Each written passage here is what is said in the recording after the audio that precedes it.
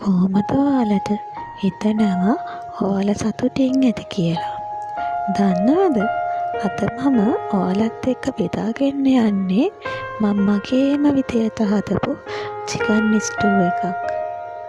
ඉතින් ඔයාලත් මේක හදලා බලලා රස කොහොමද කියලා කමෙන්ට් කරන්න යන්නකෝ. දැන් අරන් තියෙනවා පාන් පිටි ටිකක්. ඉතින් මම මේ පාන් පිටි එකට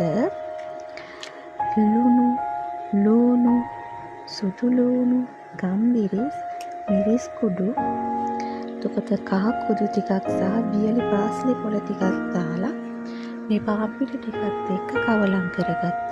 ඊළඟට මං කරේ වෙනම භාජනයක් අරගෙන ඒකට ෆ්‍රෙෂ් මිල්ක් ටිකක් දාලා ඒකට මම බිත්තර දෙකකුත් කඩලා දාලා මම මේක බිත්තරයි කිරි හොඳට කවලම් කරා. ඊට පස්සේ මම